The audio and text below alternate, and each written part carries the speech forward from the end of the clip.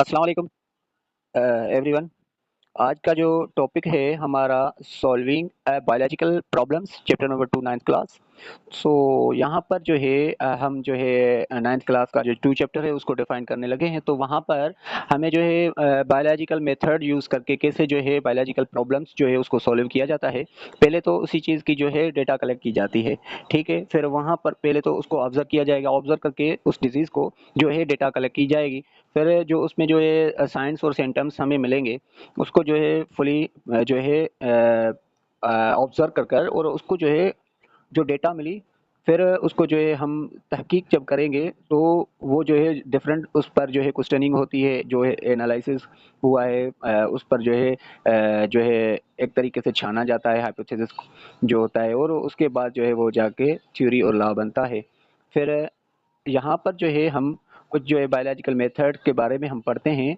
तो यहाँ पर किसी भी ऑर्गेनिज्म या लिविंग थिंग्स में जो है कुछ कोई सिम्टम्स डिजीज के मुतल्लिक आ जाएं लाइफ में, तो वहाँ पर जो है हमें उसके बारे में एडवांस नॉलेज की ज़रूरत होती है, जो कि कुछ फार्मूलाज होते हैं और क्वेश्चंस होते हैं। जब आपकी डेटा कलेक्ट करेंगे तो उसके बाद जो है आपकी जो ऑब्जर्वेशन रही या एक्सपेरिमेंट रहा तो उसके मुतालिक आपसे जो है क्वेश्चन किए जाएंगे।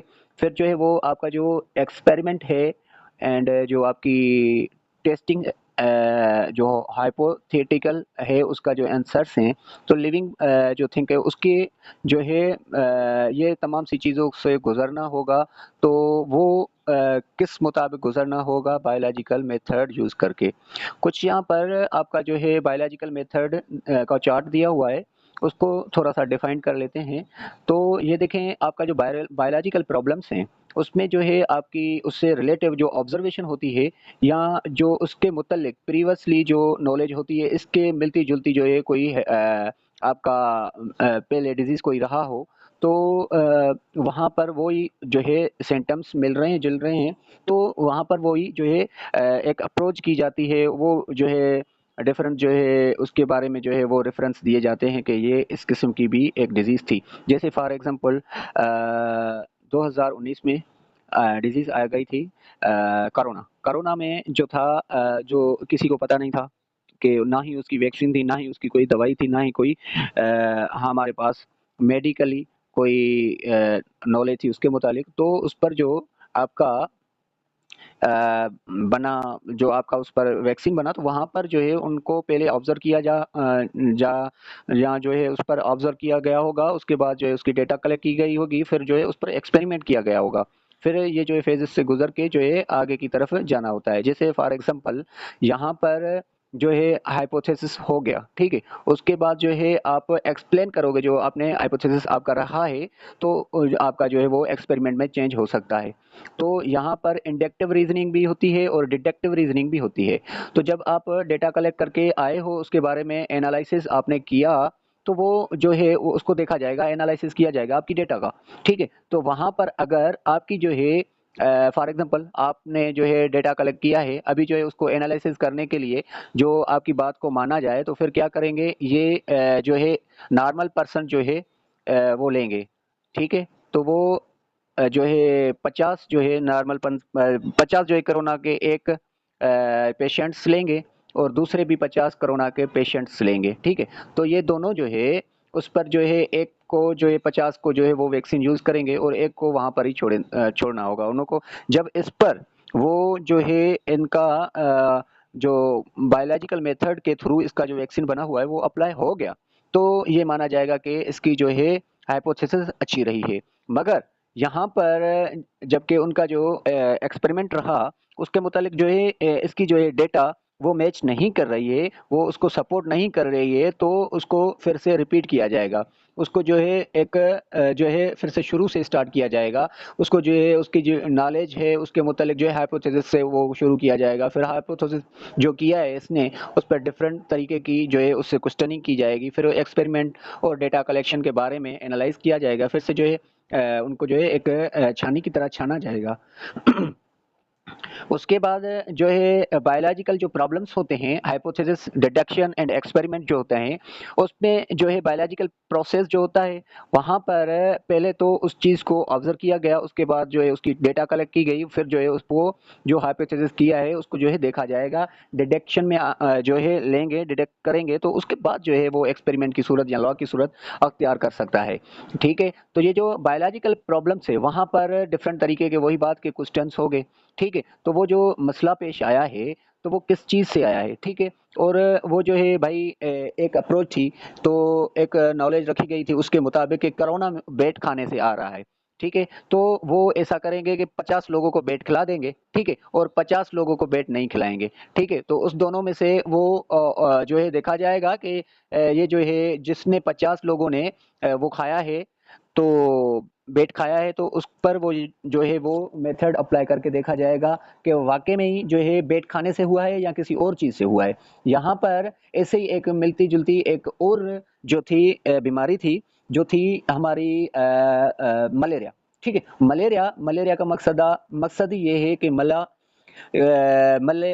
कि मेल मेल और एरिया, ठीक है, एयर की जो मेल थी, जो बुरी एयर थी, खराब एयर थी, उसकी जो है अप्रेज ली गई थी कि ये जो है आपकी 10 वाली जो एयर है उसको जो है उसको जो है इनहेल करने से ये मलेरिया हो रही है। तो यहाँ पर जो इसके जो है ना मलेरिया जो काज था वो तो एनाफिल्स मॉस्किटो का था, लेकिन प्रीवियसली जो है ये बात की गई थी कि ये मसला क्या है दरअसल। तो ये यहाँ पर लातनी जो लैंग्वेज है उससे ये माल और एरिया लिया गया है। ठीक है, मीन्स एयर है, एरिया, तो जो है मेली एयर जहाँ जो है 10 वाली जो है खराब बुरी एयर, ठीक है, उसके प्रॉब्लम्स होने से जो है ये मलेरिया जो थी फैली थी। तो यहाँ पर ये जो थी एक खाली अप्रोच थी, तो आगे जाकर इसका जो है पता चला कि मसला क्या था। तो यहाँ पर आप देखेंगे तो ये एक साहब आया था जिसका वो था 1880 में आया था, वो फ्रेंच फिजिशियन था, लेवर्न उसका नाम था। तो उसने जो है इस पर स्टडी की, तो इसने कहा कि इसने क्या लिया, इसका ब्लड सैंपल लिया, ब्लड इसको मलेरिया वाले पेशेंट का, फिर वो उसको जो है माइक्रोस्कोप में ऑब्जर्व किया, तो उसको जो है वो चीज़ नज़र आई जिसको जो है प्लाज्मोडियम का नाम दिया गया था।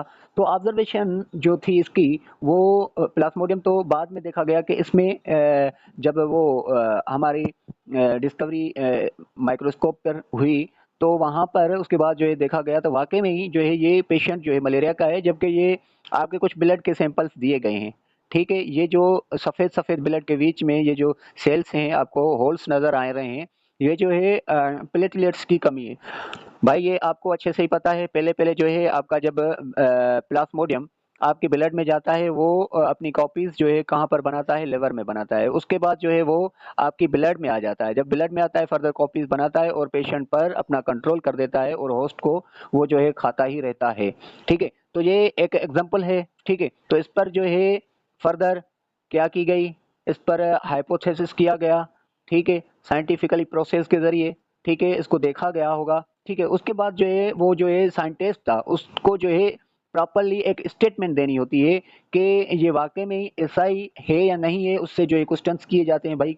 इसकी जो है आप कोई इम्पोर्टेंस नोट जो है वो हमें बताएँ जो टेस्टेबल हो। मतलब उसका जो हाइपोथेसिस रहा है उसको जो है टेस्ट भी किया जाता है कि वाक़ई में ये जो बात कर रहा है, ये सही कर रहा है या इसकी जो है खाली अप्रोच है, इसकी सोच है, ठीक है? तो यहाँ पर आपका जो है हाइपोथेसिस को देखा जाता है, उसके बाद जो है एक्सपेरिमेंटेशन जो है उसको जो है एक्सपेरिमेंट के फॉर्म में जो है चेंज किया जाता है और उसकी बात पर को सपोर्ट की जाती है और एक्सपेरिमेंट बन जाता है, ठीक है? तो यहाँ पर ये केस मलेरिया का जो था उसको जो है ऑब्जर्व किया गया और देखा गया कि प्लाज्मोडियम था जो आपकी ब्लड में था वो काज कर रहा था मलेरिया का, ठीक है? तो वो उसकी जो है उसको देखकर जो है उसको रीजनिंग की जाएगी, ठीक है? तो उसके अलावा जो है वो डिडक्शन रीजनिंग होगी और जो है इंडक्टिव रीजनिंग और डिडक्टिव रीजनिंग होगी, ठीक है? तो वो कुछ यहाँ पर ऊपर जो है आपके एग्जांपल है। पहले तो जो है कुछ जो है बायोलॉजिकल मेथड में ये होता है कि कुछ हम जो है इंस्ट्रूमेंट्स का भी यूज़ करते हैं उसको देखने के लिए, और कुछ जो है हम अपने जो हमारे पास ऑर्गन्स है और जो आपके पास जो वो डेटा होती है उसको जो है 5 सेंस के ज़रिए भी यूज़ किया जाता है, जिसमें आपकी आइज़ हो गई, जिसके में आपका कान हो गया, ठीक है? ये 5 के 5 यहाँ पर दिए गए हैं, ठीक है? तो टेस्ट जब बर्ड्स आपके पास होते हैं, जब आपको फ़ीवर आ जाता है, आपकी जो है वो गला या वो यहाँ पर जो है आपके जो टेस्ट बड्स हैं, वो जो है खाना-पीने का ज़ायका एक और हो जाता है, ठीक है? और जब आप जो है एक फॉर एग्ज़ाम्पल फ़ीवर वाला बंदा है, तो उसको आपने हाथ से सेंस करके देखा भाई इसका जो है इसका जो बॉडी है गरम रह रही है, इसको तो बहुत फ़ीवर है, ठीक है? तो उसके बाद जो है उसको हम क्या कहते हैं क्वालिटेटिव ऑब्जर्वेशन, जो हाथ से की जाए, किसी इंस्ट्रूमेंट से नहीं की जाए, जो बायोलॉजिकल मेथड यूज किए जाएंगे उसको कहेंगे क्वांटिटेटिव। और जो अपने जो है हाथों से या किसी सेंस से उसको जो देखा जाता है तो उसको कहते हैं क्वालिटेटिव, और बायोलॉजिकल मेथड को यूज को कहते हैं हम क्वांटिटेटिव। तो क्वांटिटेटिव में क्या देखा जाएगा, जब आप जो है सीबीसी टेस्ट करवाते हैं वहाँ पर जो है आपका मशीन के थ्रू देखा जाता है भाई आपके पास प्लेटलेट्स ब्लड में कितने हैं, वाइट ब्लड सेल्स कितने हैं और रेड ब्लड सेल्स कितने हैं। ऐसे ही जो आपका फ़ीवर है, जब आपको बुखार आ जाता है आप डॉक्टर के पास जाते हो तो वहाँ पर आपको जो है थर्मामीटर से देखता है, कोई ना कोई बायोलॉजिकल मेथड वहाँ पर यूज़ करता है, जो बायोलॉजिकल इंस्ट्रूमेंट होते हैं, फिर जो है वो फाइनली बताता है कि मसला क्या है। फिर जब वो बुखार को चेक करेगा, वो ओवर रेंज से होगा तो वो आपको जो है गाइड करेगा, आपको भाई टाइफाइड की टेस्ट करवाना चाहिए, आपको मलेरिया की टेस्ट करवाना चाहिए, आपको डेंगू की टेस्ट करवाना चाहिए, या ये वायरल जो है बुखार है, कोई बात नहीं, हम इसके लिए जो है आपको एंटीबायोटिक देते हैं, इंशाल्लाह ताला आप ठीक हो जाएंगे। तो ये बातें होती है। आज तक हमारा जो है यहाँ तक रहा, ठीक है? तो आई थिंक आप सब लोगों को जो है मेरा लेक्चर पसंद आया होगा। So thank you so much to all. Bye bye, अल्लाह हाफिज़, टेक यू गुड केयर।